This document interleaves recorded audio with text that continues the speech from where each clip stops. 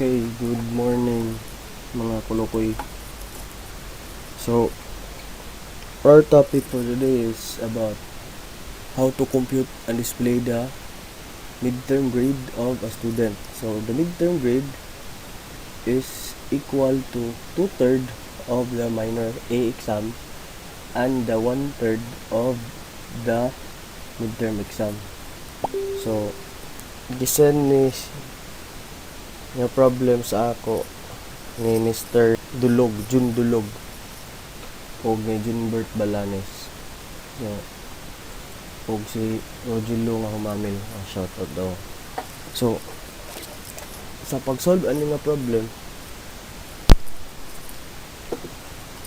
magpinahanglan ta og 5 ka variable.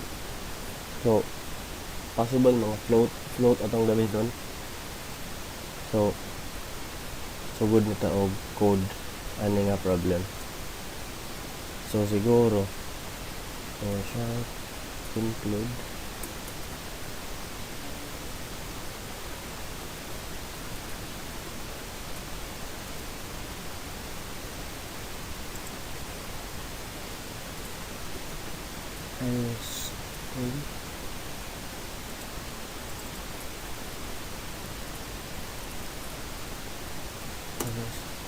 using namespace std.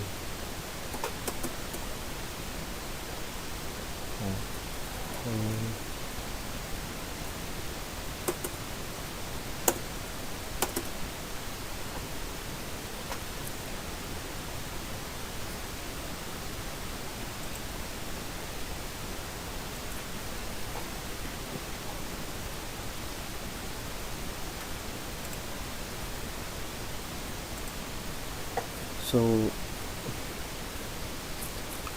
mag-declare ta og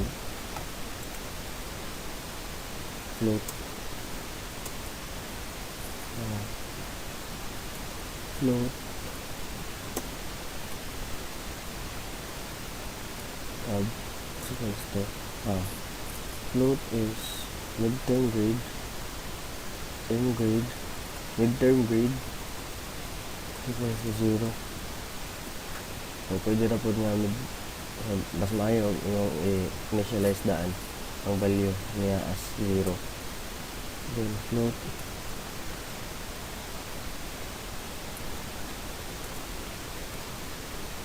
major exam midterm exam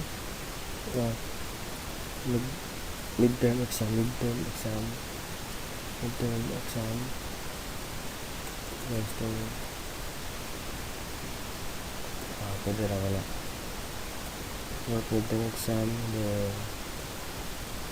midterm, then major exam, major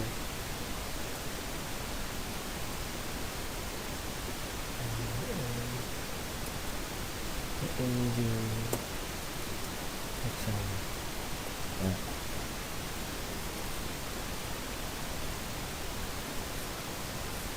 Tapos malayo din tao user input. So cout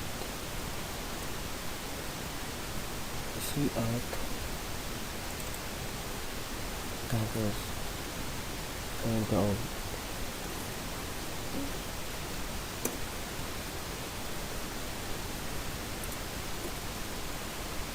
enter midterm exam.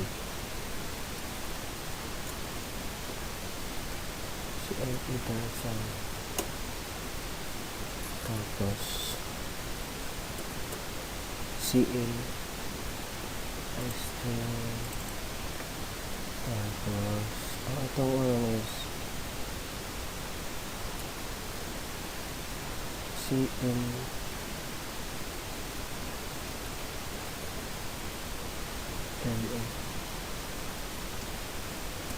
exam.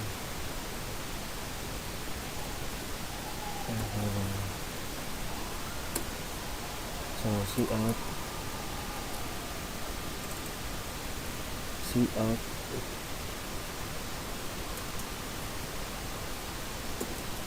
Tapos ngayon ko dyan lain nga number. Mga una po niya ang imo major exam, intermediate exam, major exam. Ang libog o major or minor? Okay. Inter minor siguro. Okay. Inter minor. Alis na to ha. Minor exam. Main exam lang. Main exam. Minor exam. Pwede na bisa kung sa'yo alis done. Minor exam. Tapos i-store na to ang value CL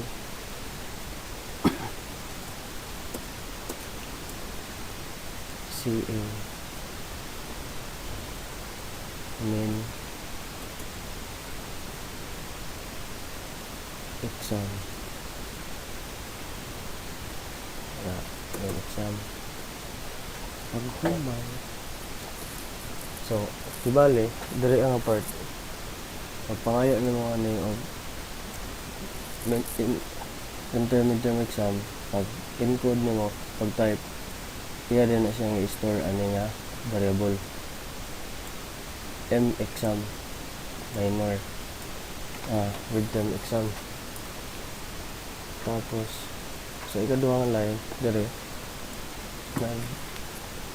ngayon na po dyan og minor exam naman iyang i-store dire sa kani na variable main exam. So pagpangayo niya na may value ang mga variables imo din ang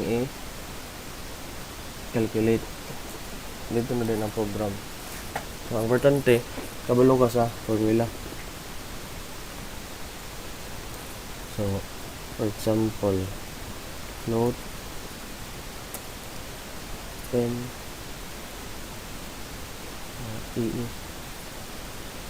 so 2/3 midterm exam. So magbuhat sa lang kag variable nga lain kay para lain para maistoran siya and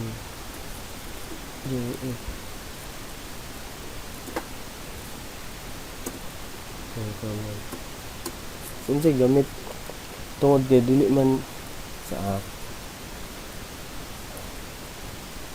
so imo sang i-calculate ang kuan kay MEE is equals to midterm exam M exam multiplied by 2/3 sir this ang maka ng 2/3 so it is based on the kanang problem nimo. So compute and display the midterm grade of the student. So the midterm grade is equals to the 2/3. So 2/3 of exam. So 2/3 mo ni ano nga fine. Tapos ang libutang dito isa and 1/3 of the midterm exam. 1/3 of the midterm exam. So variable na to kay MJE is equals to min exam multiply by 1/3 1/3 of the midterm exam. No problem. So pagkuman kaya ingon mo siya and man the midterm grade is equals to the 2/3 of the minor A exam and so pasabot kay and man imo siyang i-plus i-add nimo ang kani ug kani so mao ba ni siya ang iyang equation. So therefore imo na i-add ang style gamito na nato ni si midterm grade na. So M grade is equals to MA plus MJE. Yeah. So, pasabot ang value ano nila o ganay gi-add na. Tapos iya din gi-store diri sa M grade. So, pag human na-compute naman, dili dapat imo na pud siyang ipa-display. So, mo na nga mo gamit ta og cout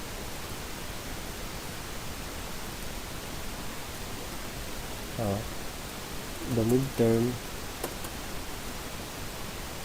grade is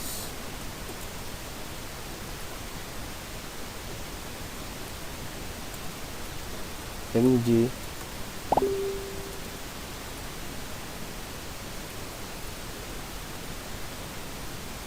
and L basic so atong build dahil na by error be naka error dahil karoon na tong error.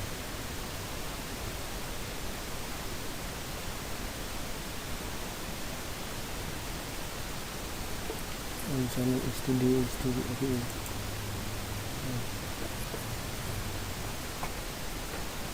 CN exam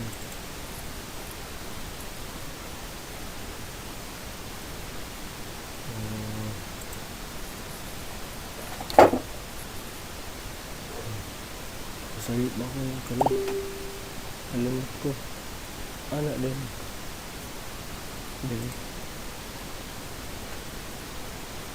MG was not declared kanina dito midterm grade anak so zero warnings so run na to ang program okay.